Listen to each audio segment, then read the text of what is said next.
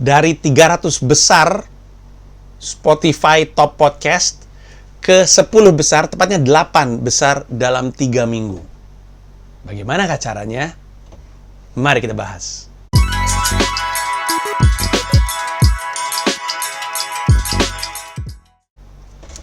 Seperti yang lo tahu, Hiduplah Indonesia Maya itu podcast yang udah ada dari 2019, 2020 gue lupa. Kayaknya 2019 deh. Nah jadi sebenarnya udah ada dari dulu, terus nggak konsisten, nggak disiplin. Kadang-kadang kalau lagi mood ya bikin, kadang-kadang enggak. Sempat rutin seminggu sekali, terus enggak. Sempat rutin 2 kali seminggu, terus enggak. Sempat meledak banget waktu, at least setidaknya untuk patokannya gue, standarnya gue, sempat meledak sekali waktu gue bikin podcast ketika Glenn Fredly meninggal. Abis itu hilang aja, nggak pernah gue ngapa-ngapain.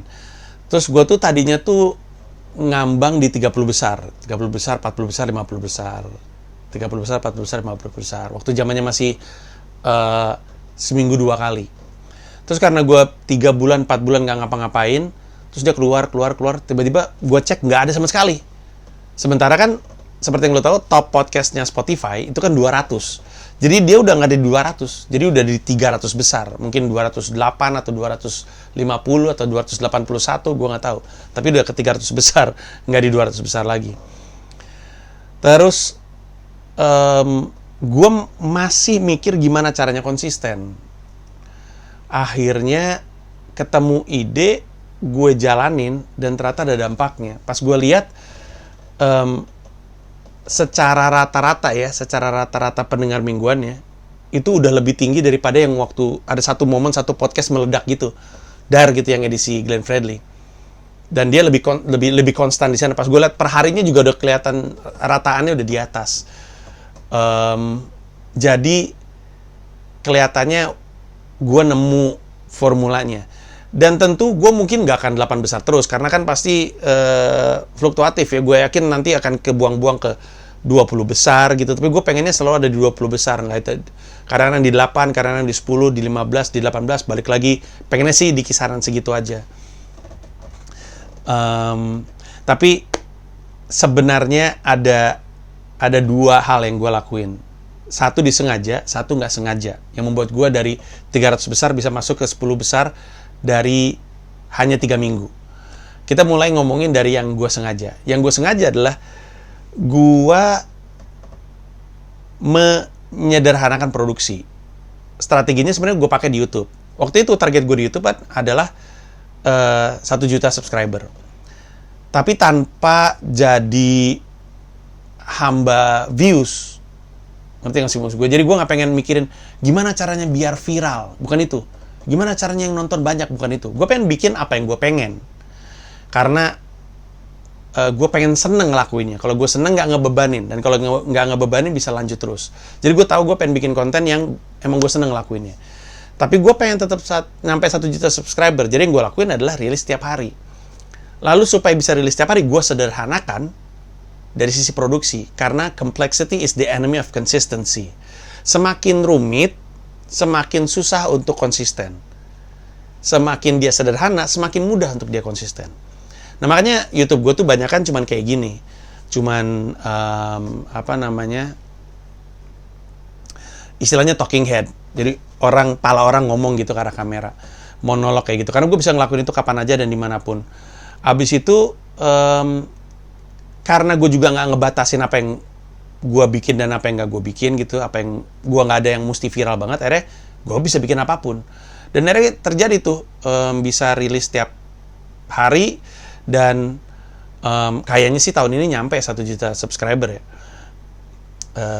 Nah strategi yang sama gue pindahin ke podcast. Gue lagi mikir gimana caranya. Akhirnya gue nemu untuk, pertama yang paling gue sadarin adalah bahwa nggak tahu gimana ceritanya, audio tuh nggak terlalu viral. Semua stand up gue, dari zaman Mesake Bangsaku, Juru Bicara, Pragiwaksono, Hiduplah Indonesia Maya, itu semuanya ada di Spotify. Cari deh, stand up gue ada di Spotify. Itu nggak ada yang disensor Nggak ada yang dibuang, kecuali ada satu beat, Hiduplah Indonesia Maya, beat terakhir nggak gue masukin, itu terlalu itu mah nantang namanya kalau gue tetap masukin. Tapi tetap masih ada beat soal pemerkosaan, ada beat soal regulasi ganja, regulasi prostitusi, ada beat soal HAM, ada beat soal kerusuhan 98, ada soal agama, waduh banyak banget. Tapi nggak pernah kenapa-napa. Kasus itu terjadi sama gue, potongan-potongan videonya ketika naik ke TikTok atau nyebar di video WhatsApp. Jadi gue menyadari, ternyata audio itu walaupun lu agak-agak beresiko kontennya, dia nggak terlalu viral. Oke, gue sadar ini. Berarti gue bisa agak bermain di sini. Terus, gue selalu pengen ngebahas current issue, karena gue tahu current issue itu kayak ombak yang enak untuk ditumpangin gitu. Cuman untuk ngerjain current issue di YouTube itu rumit karena isunya cepet banget bergulirnya. Sementara gue tuh udah nabung selama 3 bulan ke depan, jadi bingung juga nih gue. Dan di sisi lain, kalau current issue-nya gue bahas dalam bentuk YouTube, bakal rame, bakal tersinggung dan bakal jadi kasus dan kontraproduktif sama apa yang gue pengen. Jadi gue pikir, ya udah kalau gitu gimana kalau current issue gue bahas aja di Spotify. Toh ketika naik di Spotify nggak terlalu viral. Jadi topiknya mudah, karena gue hanya perlu buka Twitter dan buka Instagram ngeliat apa yang lagi rame. Karena topiknya mudah dan selalu tersedia, gue nggak terpentok kreativitasnya. Gue bisa selalu bikin terus. Dan gue cuma berkomentar terhadap apa yang gue lihat. Dan semua orang punya komentar. Dan gue bisa bikin hanya dengan handphone atau dengan laptop gue upload. Jadi sederhana.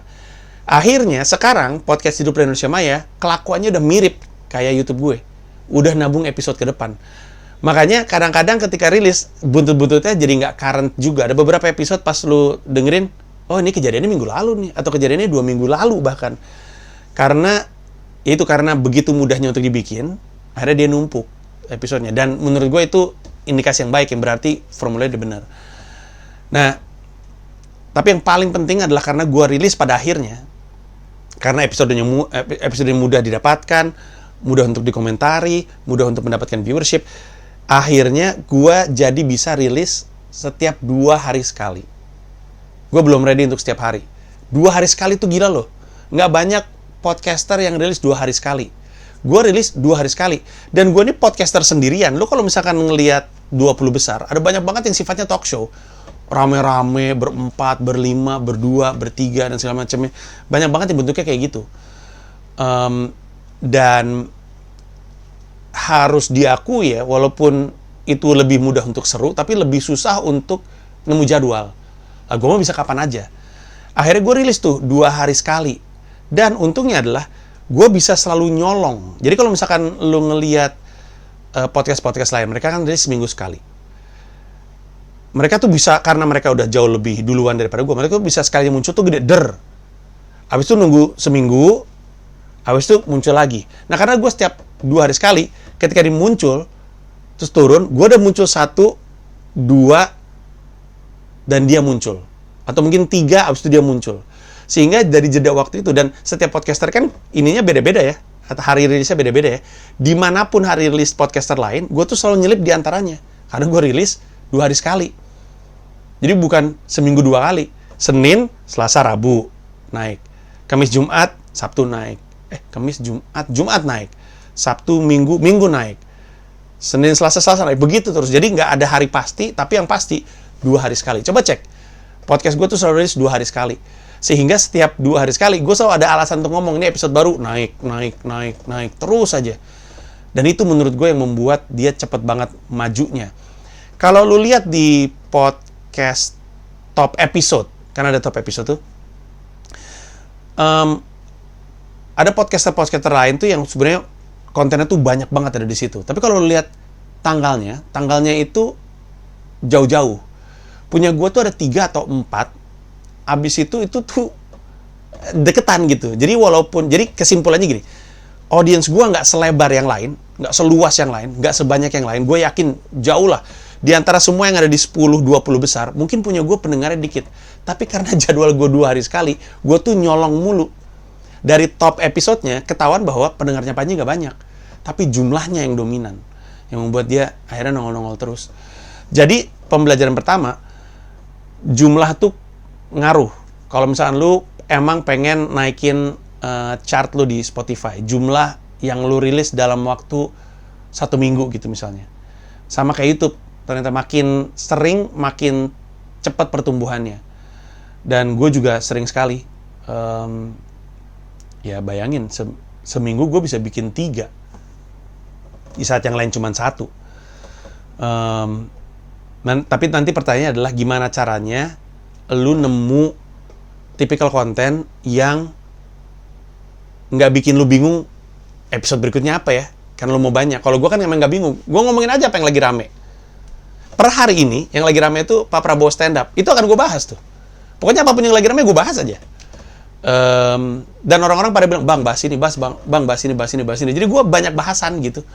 Nah itu yang mesti lu cari sama-sama sama tim lu. Kira-kira apa yang memudahkan gue untuk rilis dengan konsisten. Habis itu sederhanakan teknisnya, karena dengan itu lu bisa lebih sering rilis. Yang kedua, alasan kenapa gue muncul, ini nggak sengaja. Sebelum gue mulai aktif bikin podcast, gue lagi aktif keliling-keliling podcaster. Mereka rilisnya berdekatan dan bersamaan dengan gue mulai bikin. Jadi, abis gue nongol, kan orang pada nanya, ini pasti gara-gara di podcast Mas ya bang? Atau, bang ini pasti gara-gara nongol di podcast Mendoan ya? Jawabannya, iya untuk semua. Gue nongol di podcast agak lain. Dia nomor 2 besar. Abis itu gue nongol di podcast Mas. Abis itu, 2 besar, iya. Abis itu gue nongol di podcast Mas. Abis itu gue nongol di podcast Mendoan. Abis itu gue di podcast Ancur. Abis itu di Magna Talks gue muncul. Abis itu gue muncul yang Daniel Mananta juga muncul. Abis itu, apalagi? Kayaknya ada lagi ya. Tapi intinya adalah, pas dilihat di top episode, nama gue tuh muncul di beberapa. Di saat yang bersamaan, gue juga kebetulan pas lagi masukin. Jadi waktu gue keliling itu bukan untuk promo podcastnya, untuk promo tour gue. Bahkan waktu awal-awal tuh gue nggak kepikiran mau ngaktifin podcast. Setelah jalan beberapa episode, udah lewat ngerjain, baru gue nemu selahnya, habis itu gue mulai produksi. Pada saat gue mulai produksi dan gue mulai rilis, podcast itu mulai upload, mulai rilis ke Spotify juga. Jadi rame. Nah, jadi mungkin yang kedua adalah, selain lu cari cara untuk konsisten supaya jumlahnya banyak per minggunya, yang kedua adalah emang tetap harus kolaborasi, mampir ke podcast-podcast lain, menyediakan diri lu keluar sana. Itu cara saya bisa dari 300 besar ke 10 besar dalam 3 minggu, kurang bahkan. Ada yang sengaja, ada yang tidak sengaja. Moga-moga ada manfaatnya, dan nanti kita cari tahu. Ini bakal gue seriusin sampai bakal gue jadiin merchandise. Gue mau bikin box set rencananya. Ini informasi penting untuk lo. Tunggu aja, gue akan ada konten di mana gue akan nunjukin logo-logo redesign podcast Hiduplah Indonesia Maya. Kalau lu buka Instagram HIM Podcast, HIM Podcast, lu klik hashtag itu, lu akan lihat ada banyak, karena emang gue lagi bikin kompetisi berhadiah 30 juta untuk satu desain logo podcast Hiduplah Indonesia Maya terbaru yang gue pilih. Nanti gue akan tahu siapa yang menang. Tapi untuk sekarang, sekian dulu, moga-moga ada manfaatnya. Dan semoga lu juga jadi konsisten dalam bikin podcast. Dan semoga lu dan gue eksklusif di Spotify. Mari, ayo Spotify, aku menantimu. Ayo, jangan biarkan aku jadi malas lagi. Spotify, ayo eksklusifkan aku. Thank you, bye-bye.